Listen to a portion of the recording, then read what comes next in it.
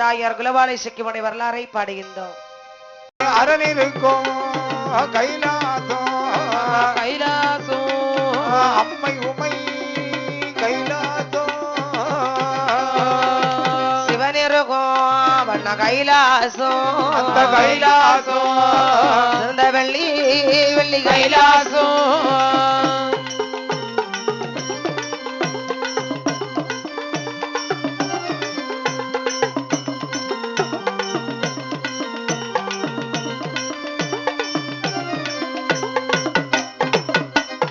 ஒளிவிருக்கும் நாளையிலே நாளையிலே நந்தி பாயமிட்டு ஒளிவிருக்கும் நாளையிலே நாளையிலே தாயமிட்டு நந்தி பாயமிட்டு பாயமிட்டு ஆரிமலை மலை ஒளிய செய்தார்.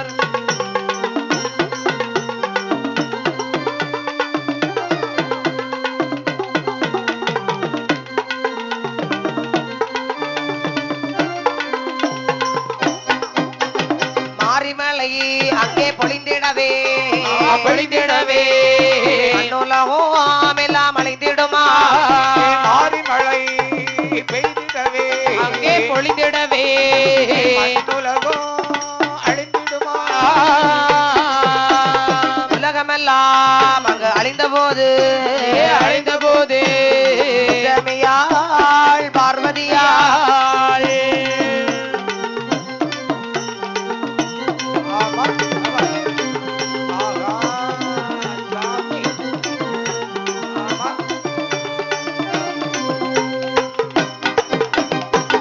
இப்படி கைலாசத்திலே பகவான் பாரதியும் கொலுவாக இருக்கும் போது மாயநந்தி பாயமிட்டு மாறி மலையலையை பொழிய செய்கின்றார்.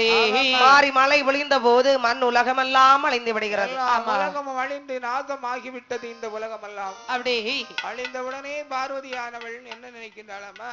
அதாவது உலகமெல்லாம் அழிந்த போது வேட்டுவாளியை விரவி செய்து ஒரு உருண்டை கீழோகத்திலிருந்து மண் உருண்டை எடுத்து வர சொன்னார்களா? அப்படி ஒரு உருண்டை மண்ணை எடுத்துக்கொண்டு வேட்டுவாளை கொடுத்தவுடனே கொண்டு வந்த மண்ணை எடுத்து பகவான் ஆளாக பங்கு வைத்து ஒரு பங்கு ஆகாயமாகவும் ஒரு பங்கு பூமியாகவும் ஒரு பங்கு மலையாகவும் ஒரு பங்கு கடலாகவும் பிறவி செய்தார். சரி, தோன்றி இருக்கும் போது அழகுடைய மலையாந்து தோணுகிறதல்லவா? அங்கே அடவி மலை காடதிலே காடதிலே காடதிலே அழகுடைய நாட நம்பி மாட நம்பி அழகுடைய காவதிலே காவதிலே காடதிலே அழகுடைய மாட நம்பி மாட நம்பி குஞ்சி தம்பி வலிய தம்பி தம்பி கொச்சவர்கள் ஒரு கோடி அவர்களுமே வாழ்ந்திருக்க அந்த நல்ல காவல்கள் அப்பொழுது மாட நம்பி அவரே ஏதோ சொல்லுவாரா அவரே ஏதோ சொல்லுவாரா மாட நம்பி மாட நம்பி மாட நம்பி அவர் ஏது சொல்லுவாரா அவர் ஏது சொல்லுவாரா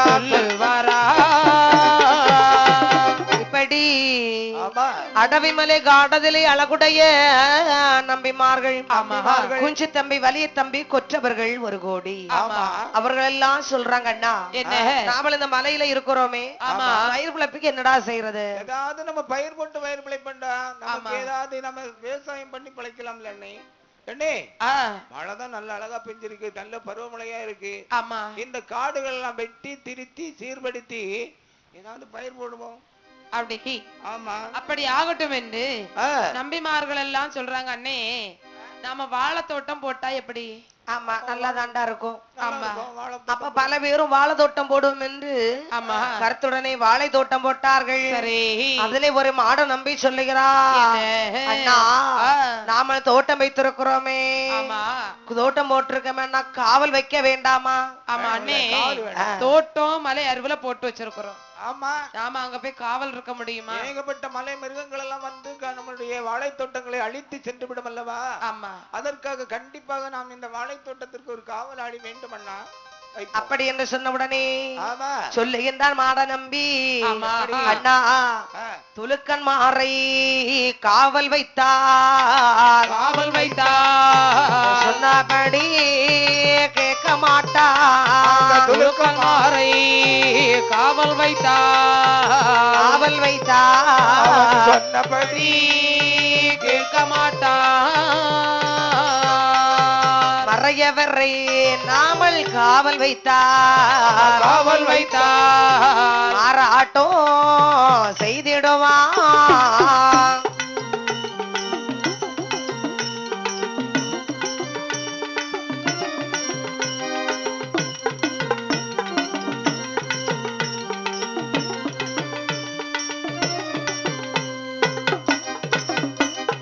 காளி நல்ல மலையதிலே, மலையதிலே காளி புலையல் என்று ஒருவன் உண்டு. அந்த காளி நல்ல மலையதிலே, மலையதிலே காளி புலையன் ஒருவர் உண்டு. காளி புலையனையே நாம காவல் வைத்தார், காவல் வைத்தார், கருத்துடனே அவன் காவல் செய்வார்.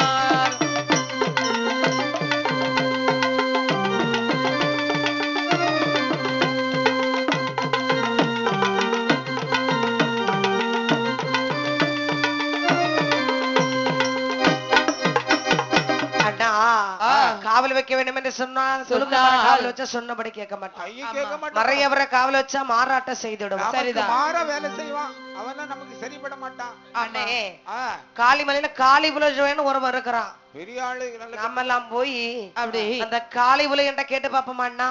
என்னை நல்ல வேலை செய்வான், அவன் கேப்ப போவோம். ஆமா போவனே எல்லாரும் சேர்ந்து போவோம். அப்படி என்று காளிப்புலையனை பார்க்க வேண்டுமே என்று வருகின்றார்கள். எல்லோரும் ஒன்று சேர்ந்து வருகின்றார்கள். காளி புலை இடத்தை வந்து சொல்லுகின்றார்கள், எப்பா காளி புலையா, எப்பா ஐயா அடவை மலை காடதுல அழகான தோட்டம் வச்சிருக்கிறோம். சரி, அதனால நீ வந்து எங்க தோட்டத்தை காவல் செய்து தருவாயா என்று கேட்டார்கள். அப்படி கேட்ட போது அப்பொழுது காளி புலையன் சொல்லுகின்றார், அண்ணே அப்பொழுது காளி புலையனும் சொல்வார், அப்போது காளி புலையன் அவன் சொல்வார், ஆதரவை கேட்டிடவே அழகுடைய அண்ணாவே, அழகுடைய கேட்டிடவே அழகுடைய அண்ணாவே, ஆதரவை காவல் காக்க வந்தேனே, ஆனால் என்னுடைய மனைவி அவள் கர்ப்பமாக இருக்காள், என்னுடைய மனைவி அவள் கர்ப்பமாக இருக்காள், தனியே நான் வைத்து விட்டு வந்தேனே, ஆனால் நான் விட்டு விட்டு வந்தேனே, ஆனால் சஞ்சலப்படுவாளே என்னுடைய மனைவி, ஆனாலும் அண்ணா முடியாது என்றார், அண்ணா முடியாது என்றார். அப்போது மாட நம்பிமார்கள் சொல்வார், அப்பொழுது மாட நம்பிமார்கள் சொல்வார், இன்னமோட காவலதை என்பதோட செய்ய நல்ல இடமதிலே காளி புலையா உனக்கு, அடுத்த மனதிலே காளி புலையா உனக்கு, ஏறுமடம் கட்டி தாரோமடா என்றார், ஏறுமனை கட்டி தாரோமடா என்றார், ஏறுமடம் கட்டி தாரோமடா என்று, ஏறுமடம் கட்டி தாரோமடா என்று எந்த மோடு மாட நம்பி சொன்ன பொழுதேதான் ஆகட்டும் என்று அவனும் சம்மதித்தார், ஆகட்டும் என்று அவனும் சம்மதித்து, அப்பொழுது மாட நம்பி அன்புடனே சொல்வார், அப்பொழுது மாட நம்பி அவன் அன்புடனே சொல்வார், எப்பா காளி புலையா ஐயா நீ காவல் காக்க வர வேண்டும் என்று சொன்னான். அப்போது சொல்றான் காளி புலையன், என்ன அண்ணே என்கிட்ட நீங்க சஞ்சலப்படாதீங்க, என் மனைவி கடுக மாசம் 2 கர்ப்பமா இருக்கிறா, 2வது மாசம் கர்ப்பமா இருக்கிறதுனால என்னுடைய மனைவியானவள் சஞ்சலப்படுவாள், கவலை கொள்ளுவாள். என்னுடைய மனைவியை இங்க விட்டுட்டு தன்னந்தனியை விட்டுட்டு நான் அங்க வந்து காவல் இருக்க முடியாது. அப்படி நான் அவளை விட்டுட்டு வந்தேன்னு சொன்னா என் மனைவி என்னை பார்த்து சஞ்சலப்படுவா படுவாதானே. ஆனா ஒண்ணு சொல்றேன்டா அம்மா, அதனால என்னால வர முடியாது அண்ணே. அப்படி எல்லாம் சொல்லாதப்பா. அப்படி என்று சொன்ன போது இந்த நம்பிமார்கள் சொல்லுகின்றார்கள், காளிப்பிள்ளையா நீ உன்னுடைய மனைவியோடு சேர்ந்து வந்துரு, நாங்க உனக்கு ஏறுமடம் கட்டி தாரோம் உன் மனைவியை நீ ஏறு மடத்துல வச்சு உட்கார்ந்துக்க அப்படி என்று சொன்ன உடனே அப்படியே ஆகட்டும் என்று மன்னன் அழகுடனே சம்மதித்தா. ஆமா. அப்பொழுது காளிவிளையன் சம்மதித்து இங்க வந்த உடனே அப்பா நீ கீழே எல்லாம் இறங்கி காவல் காக்கணும்னு வேண்டாம். ஏறு மடத்துல மேல இருந்து நீ பார்த்தாலே சுற்றி வரும்போது எல்லா இடமும் தெரியும். அங்கிருந்து காவல் செய்தா போதும் என்று சொல்ல காளிவிளையன் சொல்லுகிறான், அண்ணா நான் காவல் காத்து வந்தேன்னா நீங்க எனக்கு என்ன கொடுப்பீங்க? ஐயோ உனக்கு ஏகப்பட்ட பொருள் தானப்பா, நீ ஏன் கவலைப்படுற? ஆமா உனக்கு பொருள் தானே வேணும். அப்படி என்று காளிபலையன் கேட்ட போது நம்பிமார்கள் சொல்லுகின்றார்கள். என்ன சொன்னாங்க? அண்ணே காளிபலையன் கேக்குறதும் சரிதானே. ஆமா சம்பளம் என்னன்னு கேக்குறான். சம்பளம் கொடுக்கணும். என்ன கொடுக்கலாம்? ஏதாவது சம்பளம் கொடுத்தா தானே வேலை செய்வாங்க. ஆமா நம்ம இப்ப வேலை செய்யலாம். காளிபலையா கன்னிகுலை எல்லாம் எங்களுக்கு சரி, கண்டதுல உனக்கு நேர்பாதி.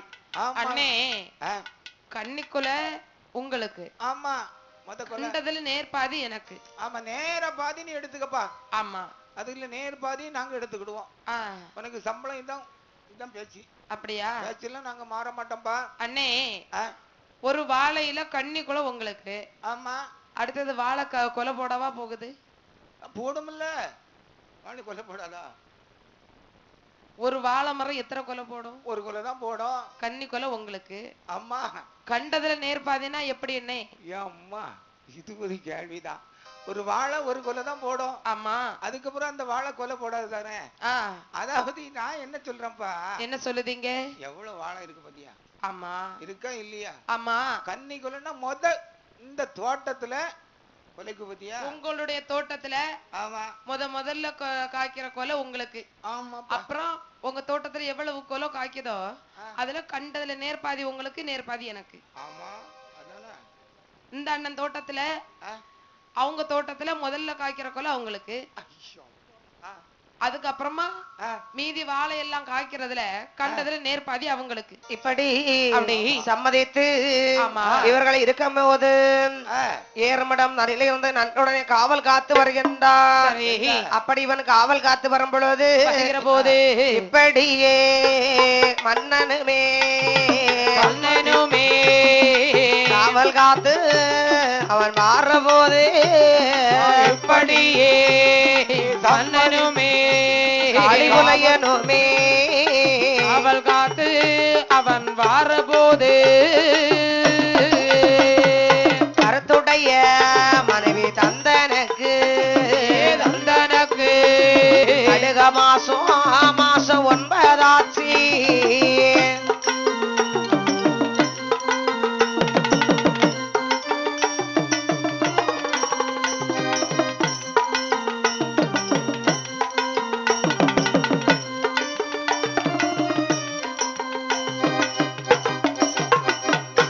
அப்பொழுது காளி புலட்சியம்மை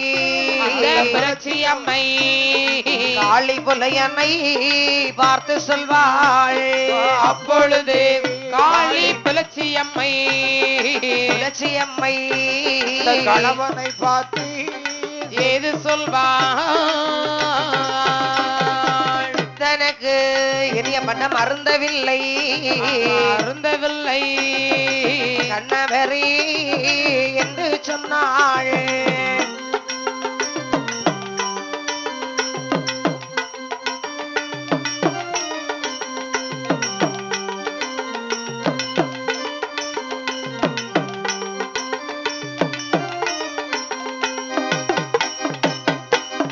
குடகுடமாய் காய் கிழங்கு கொண்டு வாரேன் மென்மையிலே காய் கிழங்கு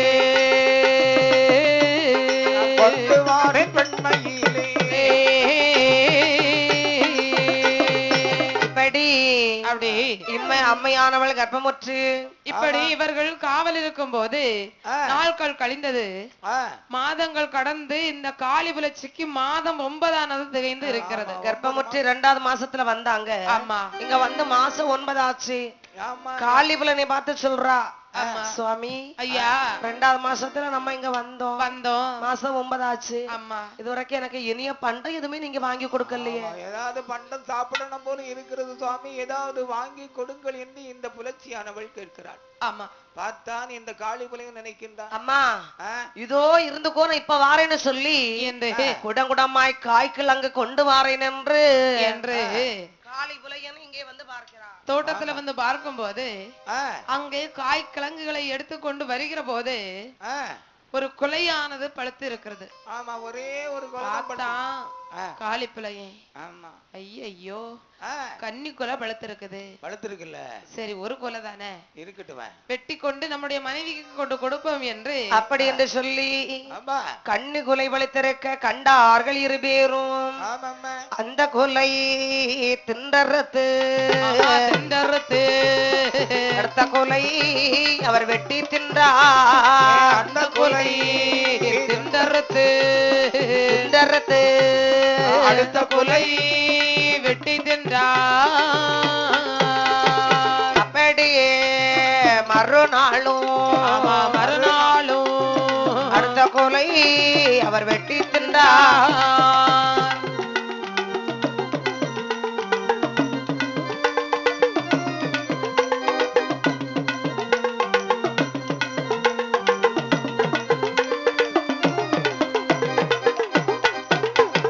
உள்ளதெல்லாம் இவர்கள் திண்டறுத்து கொண்டிருக்கும் அந்த வேளையிலே அவர்கள் திண்டறுத்து வரும் அந்த நாளையிலே வந்தாரே மாட நம்பி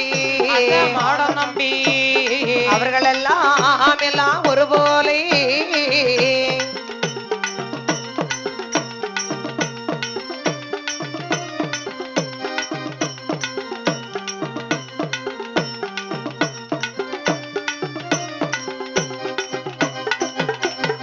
இவர்களுமே வந்தவர்கள்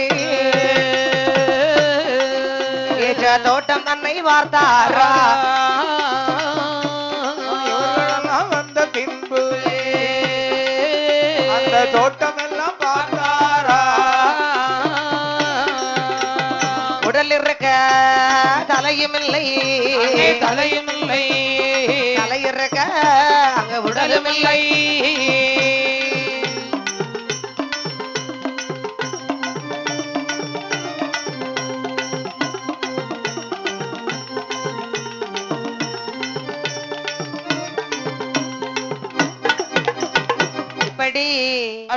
இவர்கள் ஒரு நாள் பார்த்து அந்த ஒரு குல கன்னிக்குள்ள வளர்த்துருக்கு. ஆமா, அதை வெட்டி தின்னாங்க.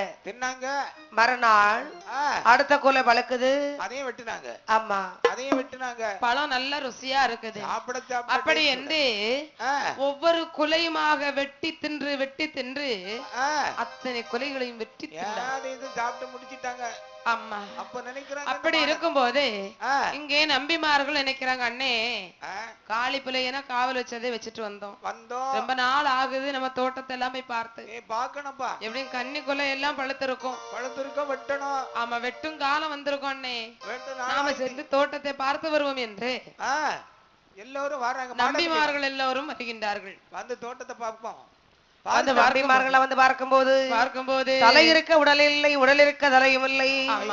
என்ன மாயம் அப்ப நினைக்கிறாங்க, அண்ணே நம்ம பார்த்து ரொம்ப நாள் ஆச்சுது இல்ல. காளி புலைய ஒருவேளை கொலையெல்லாம் வட்டி வச்சிருப்பான் அண்ணே. ஆனே நம்ம அவங்கிட்ட போய் கேட்போம். கன்னி கொலை காய்ச்சி பழுக்கும் காலம் வந்துருச்சு. ஒருவேளை நமக்குள்ள கொலை எல்லாம் வெட்டி அங்க பத்திரமா வச்சிருப்பான். இல்லன்னா வித்திருப்பான், வித்து பைசா வச்சிருப்பான். நம்ம அது எப்படின்னு நம்மகிட்ட கேட்காம விற்க போறானா? இருந்தாலும் வித்திருக்கல மாட்டான், வச்சிருப்பான். ஏறுமடத்துல எடுத்து வச்சிருப்பான். சரி போவோம். அப்படி என்று நம்பிமார்கள் எல்லாம் காளிப்புலையின் இடத்திலே வருகின்றார்கள். அப்போது வந்து அடே காளிப்புலையா, காளிப்புலையா ஐயா, எப்பா எப்படி இருக்க? ஐயா நல்லா இருக்க. நல்லா இருக்கியாப்பா? சரி, அந்த கொலையெல்லாம் வெட்டி எங்கப்பா வச்சிருக்க? கொலையா? ஆமா, வாழை கொலைய கேக்குறீங்க? ஆமா, வேற என்ன கொலையடா கேட்க முடியும்? இல்லையா, நாங்க வந்து ரொம்ப நாள் ஆச்சுதே. ஆமா, அந்த கொலையெல்லாம் வந்து பாத்துட்டு போலான்னு வந்தோம்ப்பா. என்னை பங்கெல்லாம் எங்க வச்சிருக்க? ஐயா, வாழை கொலைய பத்தி தானே பேசிட்டு இருக்கு. வாழை கொலைய தாண்டா கேக்குறோம். வாழை கொலை ஐயா, நான் சொல்லுங்க கேளுங்க ஐயா, கோவப்படுறாதுங்க ஐயா.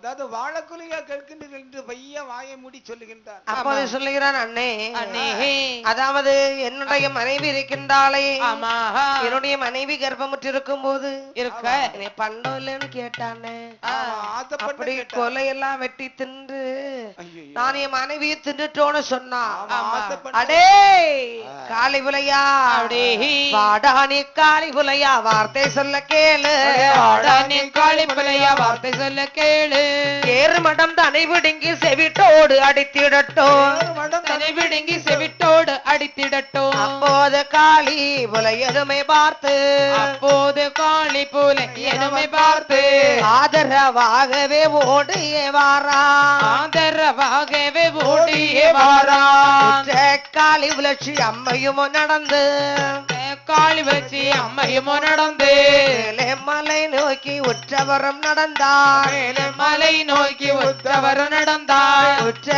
மாமலை தன்னை நோக்கியே, மாமலை தன்னை நோக்கி ஒய்யாரமாகவே வருகிற நேரம், ஒய்யாரமாகவே வருகிற நேரம், நெடுமூச்செலும்பி காளி புலச்சி, பெருமூச்சிரும்பி காளி புலச்சி, இளையாளுமே பையன் நடந்தாள், இளையாளுமே பையன் நடந்தாள், பையன் நடந்து பாவையவள் வரவே, பையன் நடந்து பாவையவள் வரவே, நீலகிரி இசக்கியவள் கோவில் அதை கண்டாள், நீலகிரி இசக்கியம்மன் கோவிலை கண்டாள், நீலகிரி இசக்கியம்மன் சிலைக்கு பின்பதாக, நீலகிரி இசக்கியம்மன் சிலைக்கு முன்பதாக நேரில் யாழோ சென்று ஒழிக்கவே, நேரில் யாழோ சென்று ஒழிக்கவே, அதிலே ஒரு நாடன் நம்பி துரத்தி வரும் நிலையில், ஒரு மாடன் நம்பி துரத்தி வரும் நிலையில் நேரில் யாழையும் ஒற்றுமை பார்த்தார்,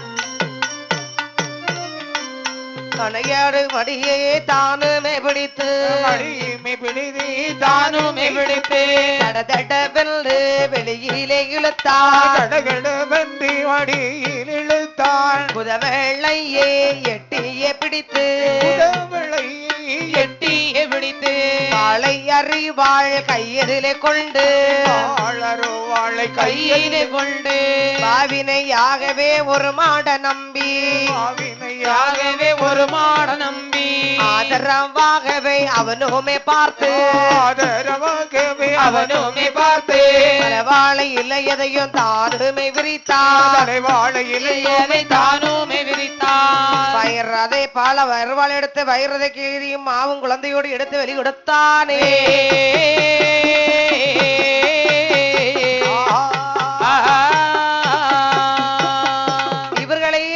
நம்பி துரத்தி வரும் பொழுது காளி புலையனும் புலச்சி உற்ற மாமலை நோக்கி மெல்ல மெல்ல நடந்து நடந்து மேல வர்றாங்க.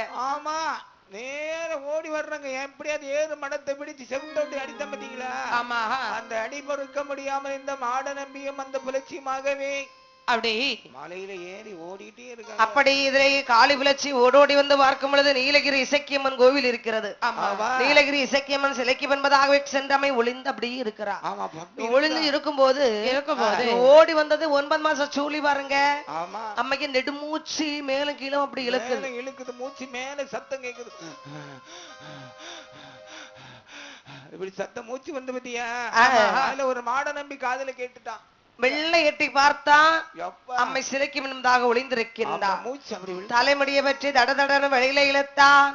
முதவளை எட்டி சமண்டி பிடித்து வைத்து விட்டு வாழை அறிவாளை எடுத்து அறிவாளை இலை விரித்து வயிறை கீறி மாவும் குழந்தையுமா அங்கே வெளியெடுத்து வைத்தார். சரிதான். இப்படி வைத்திருக்கும் போது அந்த காளி புலட்சி அம்மா அவளுடைய உயிரானது நீலகிரி இசக்கியம் என்பதாக வருகிறது. நீலகிரி இசக்கியம்மா ரட்சிப்பா என்னையுமே, நீலகிரி இசக்கியம்மா ரட்சிப்பா என்னையுமே, என்னையுமே கொண்டவர்கள் அம்மா வெள்ளையுமே கொன்று விட்டார், கொன்று விட்டார், வெள்ளையுமே கொன்று விட்டார். இசக்கியம்மா என்னையுமே, நீலகிரி இசக்கியம்மா என்னையுமே, என்னையுமே கொன்றவர்கள்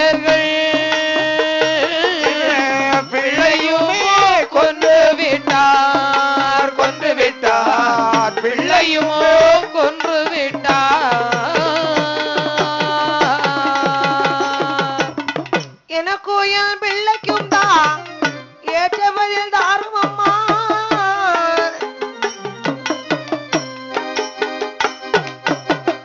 அப்பொழுது இசைக்கு அம்மை ஆயிலையும் சொல்லுவாளா, அம்மை சொல்லுவாளா, மாயிலையும் சொல்லுவாளா.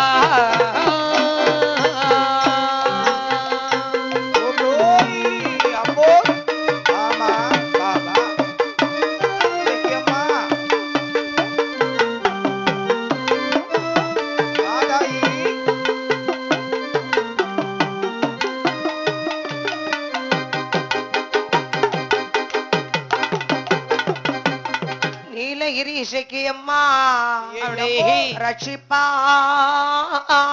என்னையுமே, என்னையும் கொண்டவர்கள் என் பிள்ளையும் கொண்டு விட்டார்கள். எனக்கும் என் பிள்ளைக்கும் ஏன் நிலையே நீ விடை கூடம்மா என்று கேட்டாள். அம்மா அந்த மாட நம்பிமார்கள் உன்னை கொண்டு விட்டார்கள் அல்லவா? எம்மா நீங்க கொலையை வெட்டி தின்றனாலதானே உனக்கு கொண்டாங்க. எம்மா நீ கொலை வெட்டி தின்று உன்னை கொன்றதினா குலவாளை இசைக்கு என்று பெயர் கொடுத்தாயே. கொலை வெட்டி தின்றதினா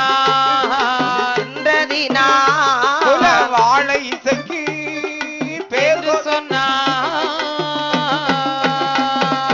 இசைக்கு என்று பெயர் கொடுத்து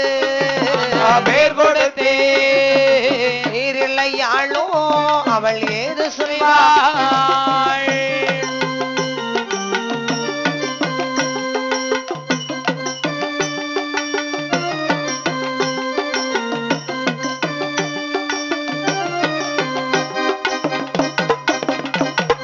காளிகுலத்தில் எம்மா பிறந்ததினா காளி முத்து உன் மகன் பெயர்தான். காளி குலத்தில் பிறந்ததினா காளி முத்து உன் மகன் பெயர்தான். இப்படியே விடை கொடுத்தா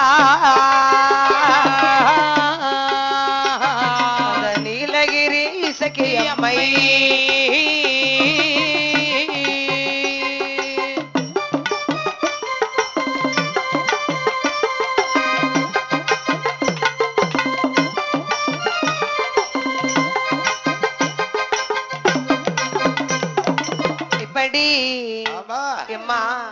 குலவாளை வெட்டு தின்று உன்னை அறுத்த காரணத்தினால் பேர் குலவாளை இசைக்கு. காளி குலத்தில் உன் மகன் பிறந்த காரணத்தினால் காளி முத்துவாதை என்று கருத்துடனே பேர் கொடுத்தார்கள். இப்படியே பேர் கொடுத்து இவர் இருக்கும் போது ஆதிபுரன் கையிலே வாராளை இசைக்கு அம்மையே குலவாளை இசைக்கு அம்மை குருபரனை அடிவணங்கி என்னரனே பொன்னரனே எனக்கு வர்றம் தாயரனே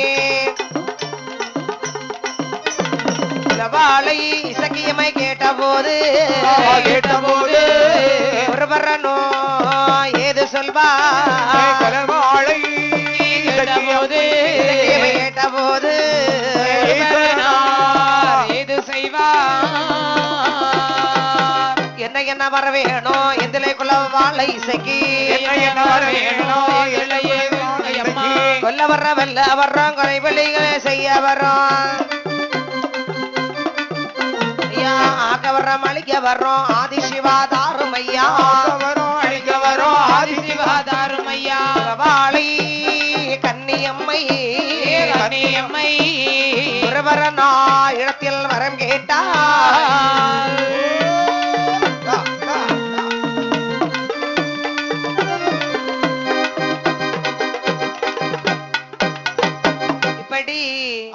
குலவாளை இசக்கியம்மை குருபரனை பார்த்தாள். சுவாமி ஐயா எனக்கு நீங்கள் வரம் தர வேணும் என்று கேட்டாள். குலவாளை இசக்கி ஐயா உனக்கு என்ன வரம் எல்லாம் வேணும்னு கேளு. ஆமா கேட்ட வரங்களை எல்லாம் நான் உனக்கு தருகின்றேன் அம்மா. கேட்ட வரத்தை கேளு கொடுக்கிறேன் என்று சொல்லுகிறார். ஆமா. அப்பொழுது குலவாள இசக்கியானவள் அப்படி ஆண்டவனிடத்திலே வரம் கேட்கிறா. ஐயா, எனக்கு நீங்க நிறைய வரம் தந்தா தானே நான் இந்த பூலோகத்துக்கு செல்ல முடியும். கேட்ட வரங்களை கொடுங்கள் என்று ஆண்டவன் சிவபெருமானிடத்திலே கேட்டவுடனே குலவாள இசைக்கு என்னமா கேட்கிற? இப்படி குலவாள இசக்கியம்மை பகவானிடத்திலே பல பல வரங்களை கேட்டார்.